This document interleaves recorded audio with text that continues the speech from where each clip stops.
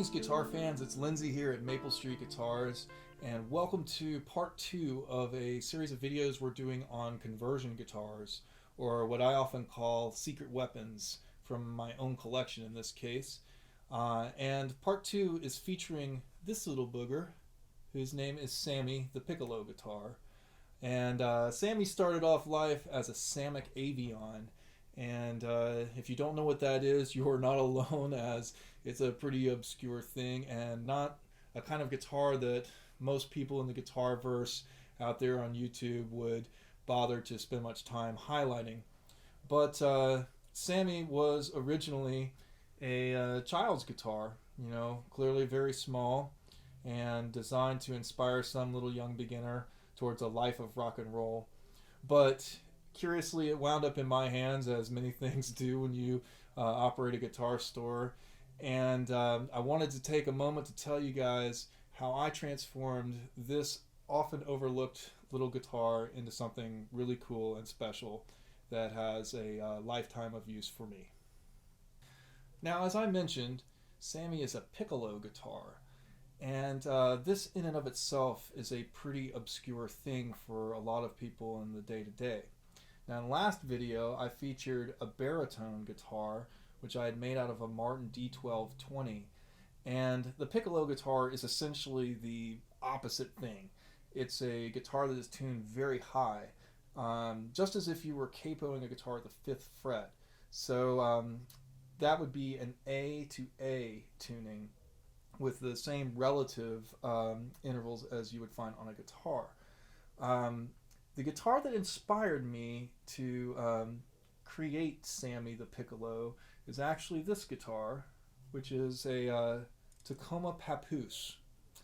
Now, some of you guys might not recognize this name or be very familiar with the company, but Tacoma was a company that operated out of Washington and, in my opinion, made some of the best overall values on the guitar market for quite a while before they were acquired by Fender.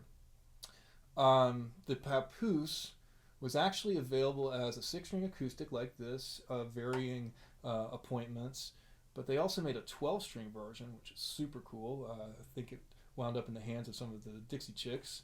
And then they made an even more rare solid body version of this guitar.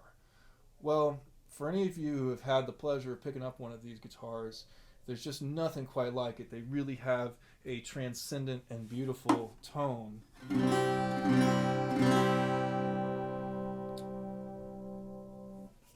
And when I acquired it, I was instantly in love with this guitar. I mean, again, nothing sounds like it. It's a beautiful harmonizing tool. It's also just a lot of fun to play on its own, just to enjoy the kind of angelic shimmer that it offers. And so, given my affinity for this guitar, it's not surprising that I was always kind of keen to have an electric version of it. But once again, the solid body version is ultra rare. If you find one, I suggest you buy it. But anyway, where Sammy came in was one day a customer showed up who had, of course, bought it for a little child who then quickly gave up on the guitar. And frankly, that's not too uncommon with instruments of this nature. They're often pretty tough to play right out of the box, and that's how kids receive them. The factories just don't spend too much time setting up a $150 tiny little thing. So when I got the guitar, it was kind of a pity buy, frankly, but I suddenly had the notion that it was actually so familiar to me, and I wasn't exactly sure why, but then it dawned on me it's a lot like my Tacoma, almost in size. And sure enough, when I lined them up, nut to nut, and checked the scale, my suspicions were correct, and this guitar had the exact same 19¼ inch scale as the Papoose. So the wheels started turning, and another project was born. So now that y'all have been properly introduced to little Sammy here, let's take a moment to give him a listen so that you can hear what a piccolo guitar does in general, and more importantly, what an electric piccolo can do for you.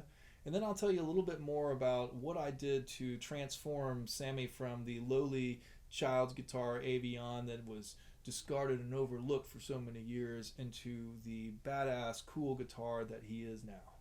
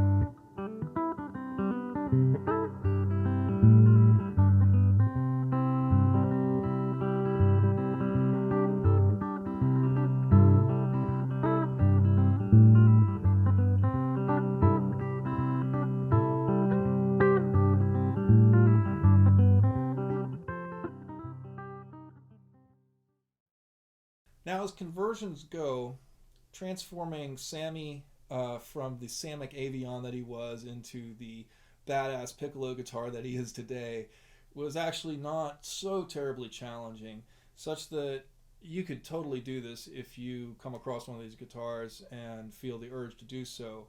However, there are a couple of pitfalls that you definitely want to check into before you go to all the trouble of acquiring cool parts like I did and getting the project underway. So most notably, you're dealing with a short scale instrument. Anytime the scale length shortens, just like if you put a capo on a guitar, the fundamental tuning issues that exist in an equal tempered instrument like the guitar become even more apparent. So you definitely want to make sure that you take a time to measure the scale by going to the middle of the 12th fret and doubling that distance to the bridge to make sure that the manufacturer put the damn bridge in the right place to begin with. Because if they didn't, all your work will be for naught because the guitar will never play in tune.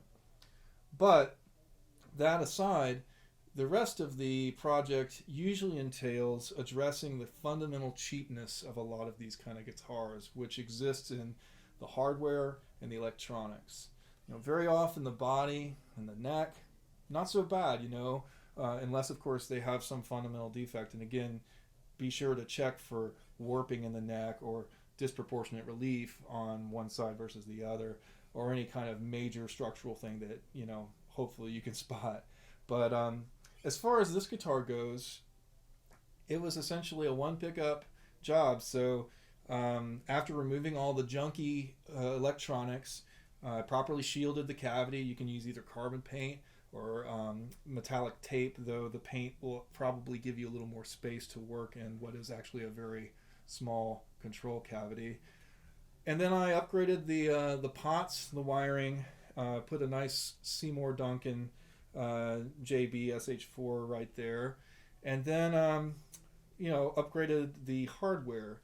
And this almost trumps the electronic concerns, frankly, because if the hardware is no good or the tuning machines are still kind of cheap, the task of holding this higher tuning and kind of keeping things precise will be a lot harder, and you'll invariably get frustrated. So if nothing else, if you're curious to do something like this, I recommend that you spend the money on better hardware and better tuning machines before chasing the electronics.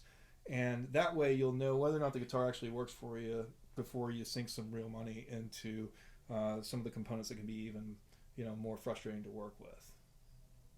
So once again, this has been Lindsay here at Maple Street Guitars with part 2 of our series on conversion guitars. Hopefully the video demonstrated that even the most humble and inexpensive little booger such as Sammy here can find a new life and purpose as a beautiful and expressive instrument. And perhaps you'll be inspired to do the same for yourself. And along that line, if you have any questions about Piccolo guitars or Sammy here in particular, please don't hesitate to give us a call or find us on the web at maplestreetguitars.com. In the meantime, keep on picking and look forward to part 3 on our series of conversions, which will be discussing a very similar guitar, the Terz tuned guitar.